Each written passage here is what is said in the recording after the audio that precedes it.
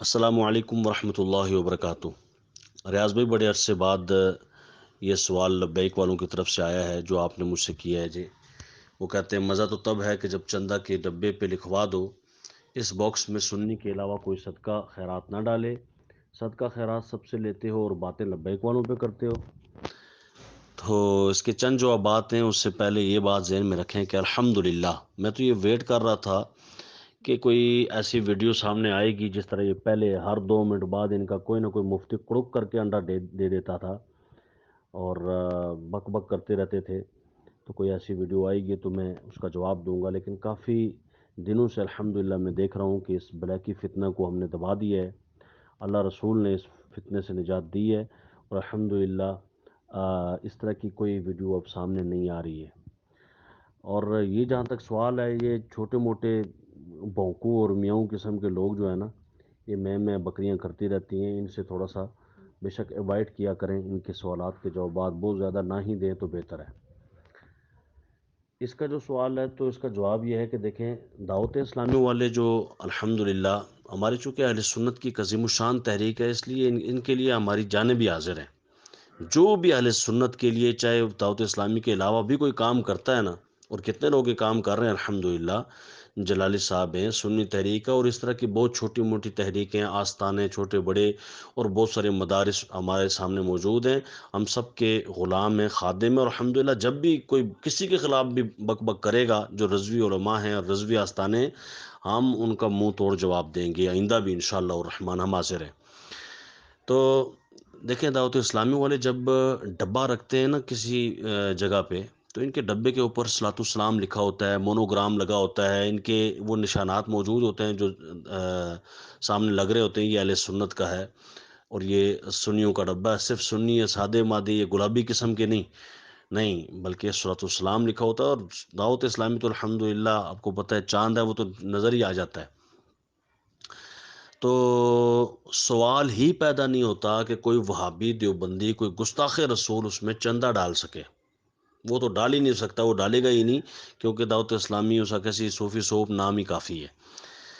اچھا، دوسری جہاں تک بات ہے، دوسرا سوال آپ سے میں یہ بات کرتا ہوں کہ دیکھیں،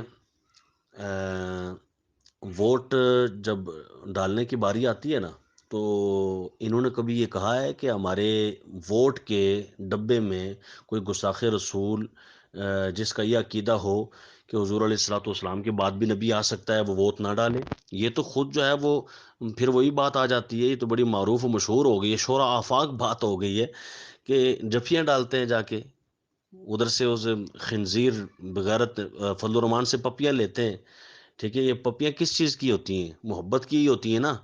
اور ان سے جفیاں جو ڈالتے ہیں، ان سے جو گلے ملتے ہیں، ان کے جو گرم جوشی سے ملتے ہیں، تو کس لیے ملتے ہیں؟ یہ محبت کی نشانی ہوتی ہے۔ پھر بار بار، ایک بار نہیں کہ صرف، اور یہ بھی نہیں کہ وہ آ گیا تھا تمہارے پاس تو ملے، نہیں، تم ان کے پاس چل کے گئے فضل الرحمان کے پاس۔ اور اعلیٰ حضرت فاضل بریلوی رحمۃ اللہ تعالیٰ علیہ نے 15ویں جلد ہے فتاوی رضویہ کی، اس میں یہ بات صراحت کے ساتھ لکھی ہے کہ ختم نبوت پر دیوبندیوں کا عقیدہ یہ ہے۔ صفحہ نمبر ہے اس کا 713۔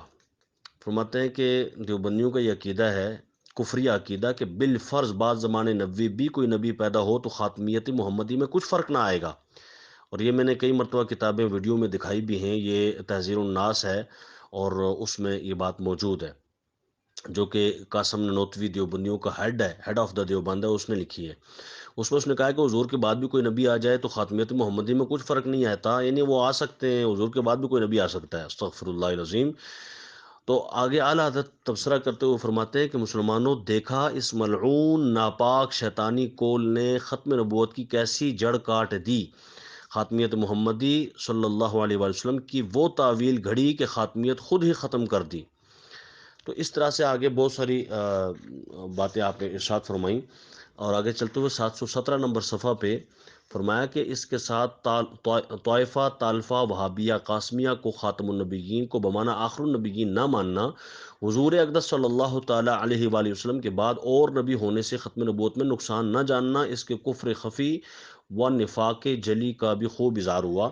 تو یعنی یہ کفر جلی آپ نے فرمایا، یعنی صاف صاف کافر لکھا کہ اس نے کفر کیا ہے اور یہ کافر ہے، اور اعلیٰ حضرت نے اس پہ فتویٰ دیا ہے کافر ہونے کا۔ ٹھیک ہے، تو ہمارے پہلے بھی ان سے سوال تھے کہ یار جس کو رسول اللہ صلی اللہ علیہ وسلم کی عزت محبوب نہیں ہے اور ختم نبوت کا جو منکر ہے، آپ اس کے ساتھ جا کے اس کی عزت اور تکریم کرتے ہیں، تو ہمارے کیا لگتے ہیں آپ؟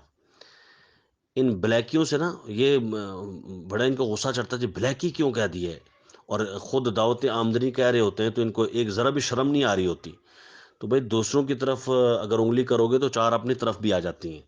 اس لیے ہم کہتے ہیں کہ اپنی اداؤں پہ ذرا غور کرو، ہم عرض کریں گے تو شکایت ہوگی۔ میں نے الحمدللہ 2018 میں جب الیکشن ہوئے تو الیکشن میں نے کے لیے کھڑا ہوا، تو یہ ایک الگ بات ہے کہ اس وقت چونکہ یہ بہت زیادہ معروف نہیں ہوئے تھے ان کی دھاندلیاں، اسلامی دھاندلیاں جو یہ کرتے ہیں گستاخوں کے ساتھ مل کے، یعنی ایک طرف یہ گستاخوں کے خلاف تقریریں کر رہے ہوتے ہیں سارے مل کے، او گستاخ گستاخ گستاخ یہ ہو گیا، ان کے ساتھ نہیں ہے، انہیں مانا انہیں جانا، نہ رکھا غیر سے کام، حالانکہ ان سے کام رکھ بھی رہے ہوتے ہیں، سارا کچھ کام کر کے تو کام بند دے دینے تاکہ عوام نو سمجھ نہ آوے۔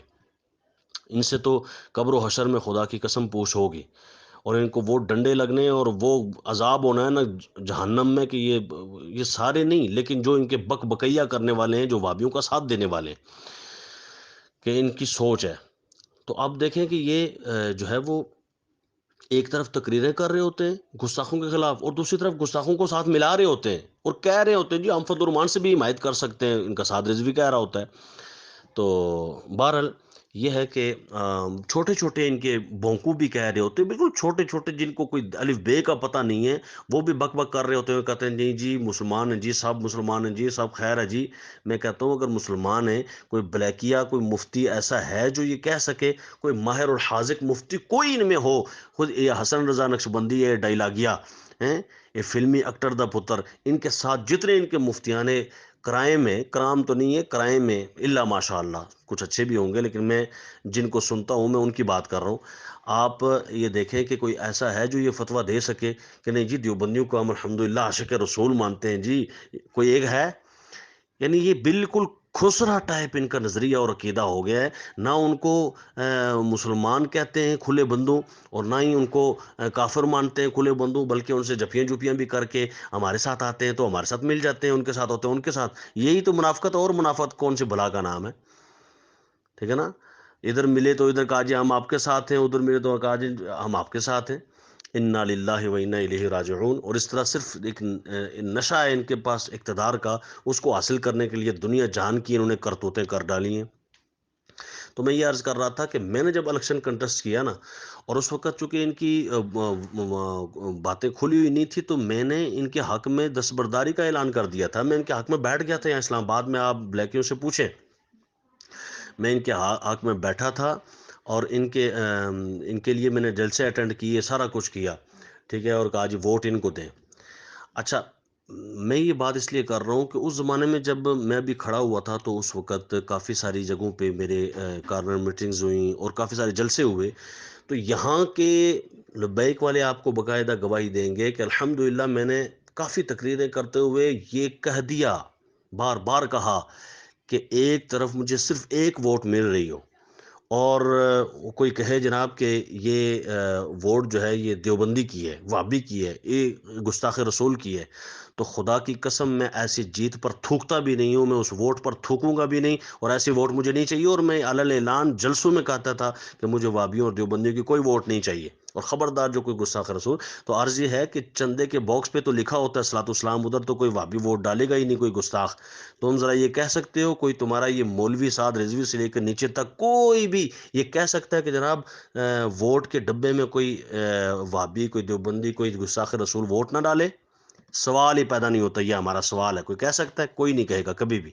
انہوں نے تو وہ سعد رضوی نے وہ داڑھی منڈے کے بارے میں اس نے کہا جی میری داڑھی کوئی نہیں ہے، تم داڑھی والے ہو، تو ابھی وہ بات کر ہی رہا تھا تو سعد رضوی بیچ میں بول پڑا اور کہنے لگا جناب کہ انجوی سجن واہ واہ، استغفر اللہ استغفر اللہ استغفر اللہ۔ اعلیٰ حضرت فاضل بریلوی نے سخت اس کو جو ہے نا سختی کے ساتھ ذکر کیا اپنے فتاوا میں کہ یہ تو داڑھی کا مذاق اڑانے کے مترادف ہے۔ شرم نہیں آتی یار کہ کوئی بولنے والا بھی نہیں ہے کہ سعد رضوی کو سمجھائے کہ یار یہ بند کر اپنی یہ کیا بکواس ہو رہی ہے؟ انج بھی سجن، یعنی اس طرح بھی رسول اللہ راضی ہیں، اس طرح راضی ہے رسول اللہ؟ کیا داڑھی نہ ہو تو رسول اللہ راضی ہوتے؟ استغفر اللہ العظیم، استغفر اللہ العظیم، اس طرح رسول اللہ راضی نہیں ہوتے۔ اینج بھی سجن واہ واہ نہیں، داڑھی ہو تو پھر اینج سجن واہ واہ، ٹھیک ہے۔ اور میدان کربلا میں تو آپ جانتے ہیں الحمدللہ نماز ہو رہی ہے، گردنیں کٹ رہی ہیں، نماز ہو تو اینج بھی سجن واہ واہ کہ نماز بھی ہو رہی ہے، گردنیں بھی کٹ رہی ہیں۔ یہ نہیں کہ وہ نماز کا کوئی فائدہ نہیں جی، بس میدان میں آؤ، نماز پاؤں میں پڑھو نہ پڑھو، میدان میں آؤ داڑھی پاؤں میں رکھو رکھو نہ رکھو، یہ بات نہیں ہوتی۔ تو ان لوگوں نے تو اس طرح مذاق بنایا ہوا ہے دین کا، پتہ نہیں یہ کر کیا رہے ہیں، کس قسم کا دین یہ پھیلانا چاہتے ہیں کہ آیا آیا دین آیا، ساتھ وہ ہندوؤں کا دین بھی آیا، وہابیوں کا دین بھی آیا، خنزیروں کا دین بھی آیا۔ ایسے دین ہمارے اسلام کو مطلوب نہیں۔ ان الدین عند اللہ الاسلام، دین صرف اسلام ہے، ہندو نہیں، وہابی نہیں، دیگر بد مذہب نہیں، بلکہ اسلام۔ اہل سنت وجہ ہم اہل السنت والجماعہ، ٹھیک ہے، ہوا سواد اعظم، وہ جو سواد اعظم ہے اہل سنت و جماعت، ان کی بات ہو رہی ہے۔ ما انا علیہ واصحابی، جو میرے اور میرے صحابہ کے طریقوں پر ہوں گے ان کی بات ہو رہی ہے، سارے نہیں کہ سارے 72 فرقے جڑے جہنم میں جان گے انہوں نے بھی نال ملا لیا 73 نال، اس طرح نہیں ہوتا۔ اللہ سمجھ کی توفیق عطا فرمائے۔ اور جواب لمبا ہو گیا ہے، بہرحال بہت شکریہ آپ کے سوال کرنے کا، کافی عرصے بعد یہ سوال ہوا تھا تو میں نے کہا چلیں اس کا بھی مفصل جواب ہو جائے۔